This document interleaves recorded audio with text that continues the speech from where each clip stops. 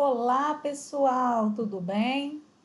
Hoje nós vamos falar um pouquinho sobre o transtorno do espectro autista.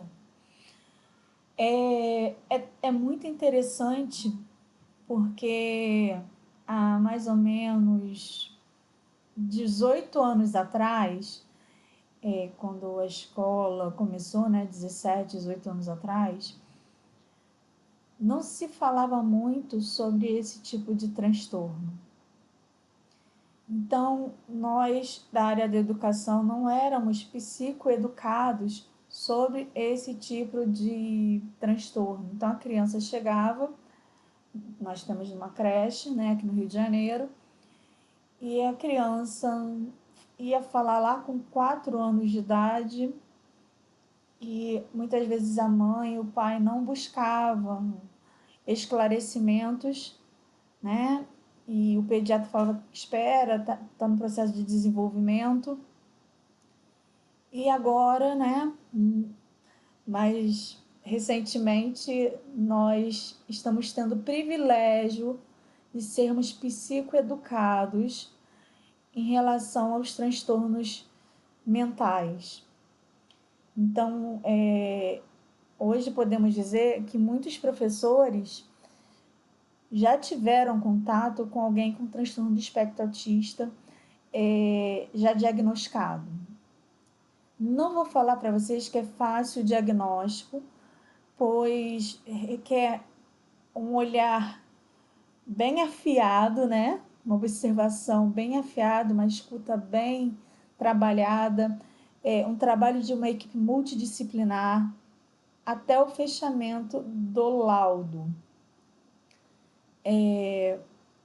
Eu posso dizer aqui uma citação, que eu tive várias experiências em relação a isso.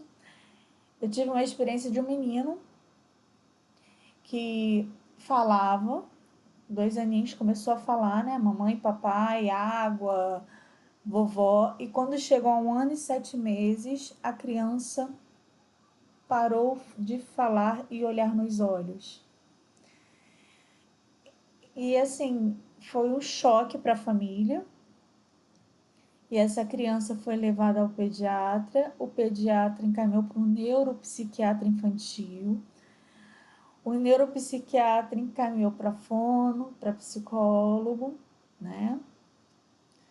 E após 1 ano e pouquinho, fechamos o laudo de transtorno do espectro autista, daquela criança, e TOD, transtorno desafiador positivo.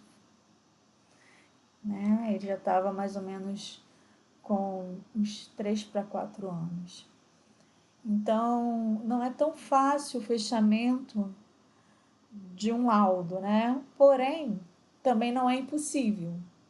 E quanto mais prévio o tratamento, mais benefícios essa criança terá na sua qualidade de vida. Também teve um caso, de um menino de 4 anos, que a mãe chegou aqui no meu consultório, falando que ele não falava, não interagia com os amigos da escola, que ela levou em otorrino, levou no neurologista, e o neurologista que encaminhou para a psicóloga. Ele não olhava nos olhos, e tinha aquele olhar fixo e vago.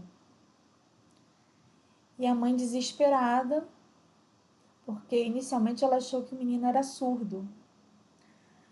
E com o passar do tempo aqui no consultório, e o fono foi encaminhado para fono, foi encaminhado para TO, e aquele trabalho todo ali sendo feito, a equipe fechou um diagnóstico de transtorno do neurodesenvolvimento, que é onde está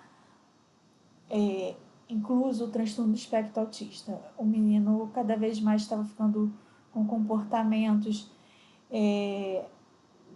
restritos, ficava com comportamentos repetitivos. O dele era fazia-se com a mãozinha. E tinha interesse assim, muito, muito focado em árvores. Muito interessante, né? Então, onde ele visse árvore, ele queria parar para passar a mão, para abraçar, para tocar. Era uma criança, tem um mito que o autista não gosta que toque. Ele chegava, abraçava, beijava, né? A gente beijava ele, porque ele não tinha essa reciprocidade social. E a interação dele social era bem restrita, né? Então, nós que somos dessa área, né, de saúde mental, a primeira coisa que nós temos que fazer é psicoeducar a família, psicoeducar a escola, psicoeducar os ambientes onde essa criança circula, como a igreja, como um clube, os amiguinhos do clube. Faz necessário, gente, a gente fazer um mergulho nos conhecimentos atuais em relação ao transtorno. Não é tão fácil fechar, né, o laudo, como eu disse. E quanto mais leve o transtorno, mais difícil é o fechamento do diagnóstico. A comunicação social dele tem prejuízo. A criança tem o desenvolvimento da linguagem impactado.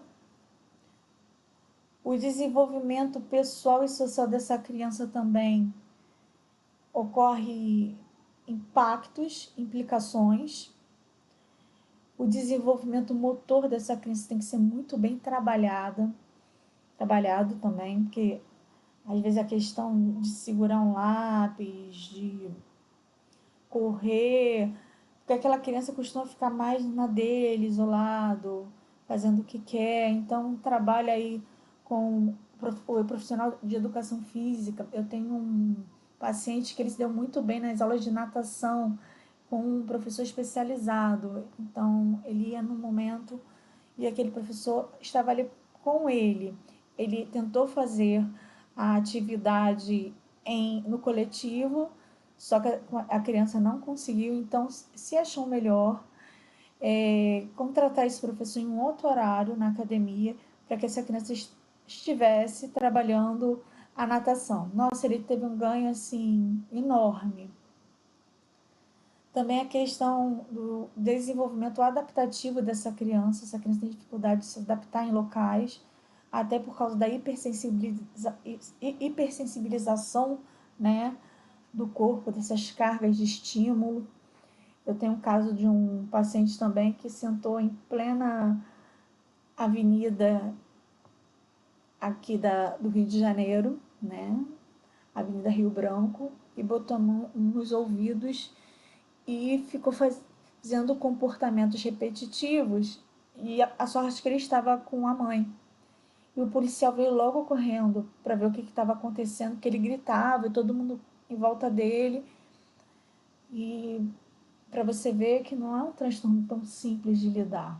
Esse menino, ele tem um transtorno de espectro autismo, tá moderado, né? Leve para moderado. Então, é um menino que estuda, chegou a começar a fazer uma faculdade, mas parou. Ele fala fluentemente chinês.